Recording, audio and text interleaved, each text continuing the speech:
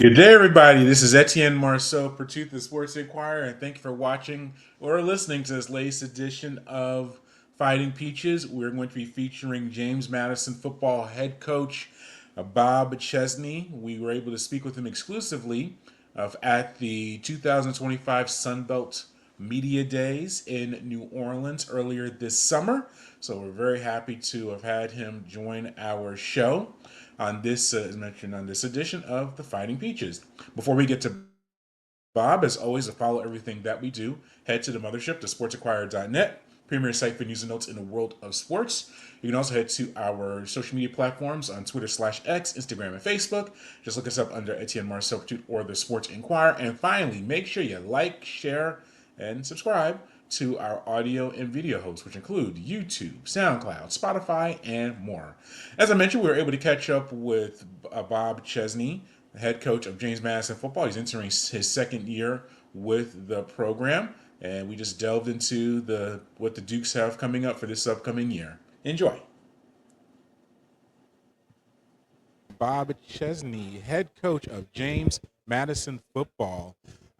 Very strong season last year, 9 wins, even a bowl win to top it all off. How was that positive momentum from last year carrying over into this offseason? Yeah, I think anytime you can end with a win, you have that positive momentum that carries you into that offseason. So we were very pleased to end with our first ever in the history of the school bowl win, and I think was really important for us to have that with us. Especially we lost a couple games at the end of the season that were leaving a little bit of a bitter taste in our mouth. So to be able to come back out and win that last one, was very important.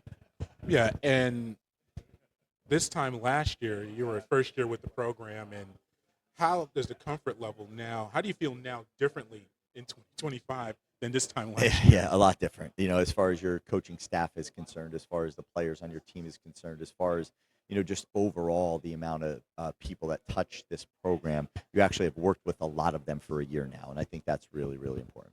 Yeah, I think that's really big. Uh, Looking at your quarterback competition, it seems like it's interesting because you do have some returners.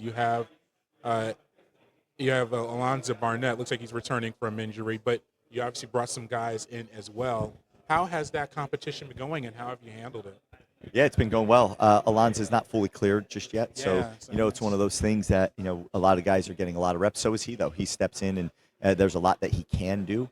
There's some that he can't, but we're excited to just watch that. Like every other position group on our team, we're excited to watch that continue to grow and just continue to compete. The worst thing in my mind that stunts someone's growth is to have no competition behind them.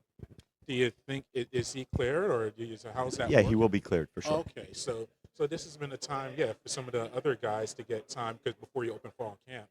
Yeah, I mean injuries are never wanted, but is that not a good? How do I word this?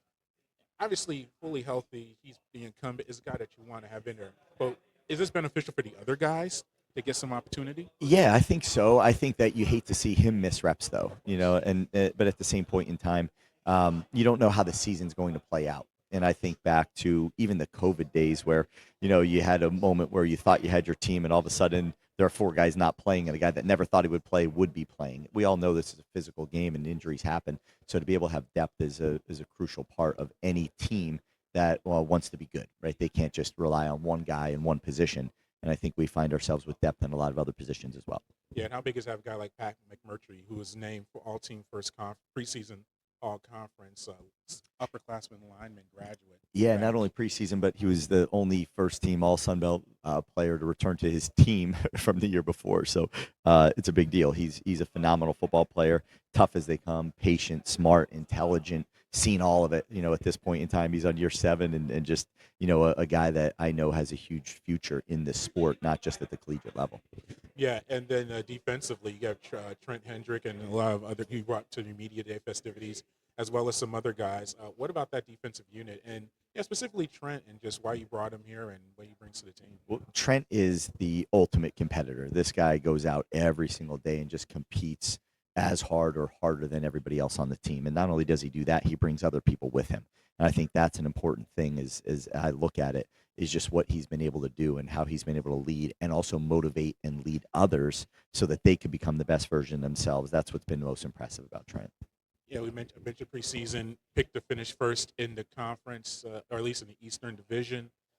How do you handle that? I've talked to other coaches that kind of run away from that, and I've had some coaches that embrace that and say our goal is to win conference championships. Is to we talk about it day one, but how do you handle that? Is it a day by day deal, or do you acknowledge at the beginning, hey, we have the potential to get to that level?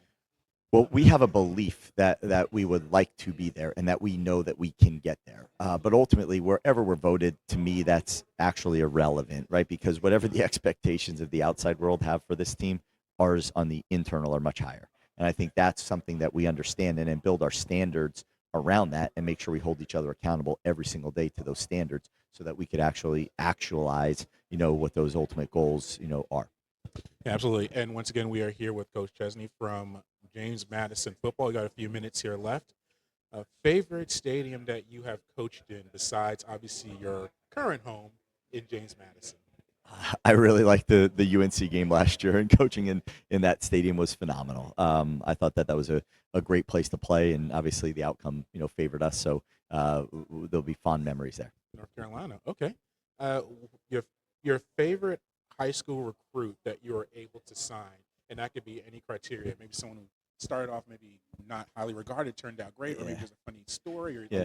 No, long there's a battle. there's a lot of them honestly. In every place I've been, there's been a generational talent that you would have needed to be able to take the steps that we took as quickly as we took them. So I think that there's probably three or four You guys can name them, but from each spot, yeah, that we were able to do. I think back in the D3 world, there was a kid named Phil Terrio okay. that we brought in that was a D back and a kick returner and changed the entire dynamic of that team that hadn't won in a very long time. And then we went to Assumption College, and there's a kid named Ashton Grant who's now the quarterbacks coach of the Patriots. I thought he was just an absolute leader in every sense of the word, and he was a generational talent. And then we went to Holy Cross, and there was Jacob Dobbs, who was in there, and just a leader among leaders, just a phenomenal phenomenal man and football player. And then there was just other just really talented guys. Jalen Coker starts right now for the Carolina Panthers, and he was with us at Holy Cross and changed a lot of the things we did.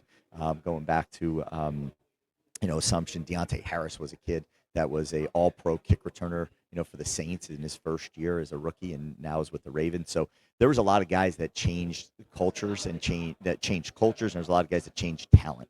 Right, and there was some guys that did both, and those are the guys that are I'm most proud of. Sure. Best high school recruit that you ever witnessed in person? Probably Deontay Harris, the kid that went on to play All Pro as a rookie here for the Saints. Wow, Deontay Harris. Okay. One thing that you would change or improve in the college football landscape? I would just make sure that we have some guidelines on what we're doing here. I think probably the number one thing would be, well, probably two, is some sort of penalty for tampering, and I think agents actually having to be certified. I don't enjoy very much talking to a college kid's roommate about what he should make, and that person not actually be a lawyer who understands contracts and has his best interest in mind. I think being able to lower the percentage that these agents could take and making sure that they're actually certified, qualified agents, and making sure the tampering, gets stopped. I think those are all important things. What's your pregame routine as a coach? Meal or uh, Yeah, I always wake music up or and go. just Yeah, I always wake up and go for a jog. That's the first thing that I do yeah? with Coach Keenan, who's our special teams coordinator, and I've been doing that for the past, I think now 11 or 12 years. So we get up, go for a jog, and then quick breakfast, and then go up and change, shower, and then come down and start the day. It depends if it's a night game, a day game, whatever it might be. Uh, Lastly, what's the best coaching advice that you received that you've passed on to your fellow players, or maybe the best coaching advice you've given Yeah. to a player? I think ultimately just making sure that we all understand that these are young men. These aren't just football players, and making sure that we're caring about them, as much as we're caring about what they could do for our football team. I think that's probably the biggest one. The old quote that people don't care how much you know unless they know that you care, and that's ultimately what we want to make sure that each of our coaches do is care about these kids on a personal level, not just their football ability, but them as people. All right, Coach. Appreciate the time. All Thank right, you, and man. good luck Thank this you so season. much. Go Dukes. Well, we thank Bob once again for joining us at the 2025 Sunbelt Football Media Days in New Orleans earlier this summer. We look forward to seeing what James Madison does on the football field, led by Bob and Duke's performance. All right, thanks for listening and watching this latest edition of the Fighting Peaches. As always, head to the mothership to sportsinquirer.net for the premier site for news and notes in the world of sports. You can also head to our social media platforms on Twitter/X, Instagram, and Facebook. Just look us up there. And finally, make sure you like, share, and subscribe to our audio and video hosts, which include YouTube, SoundCloud, Spotify, and more. Until next time, good fight, good night, and be safe.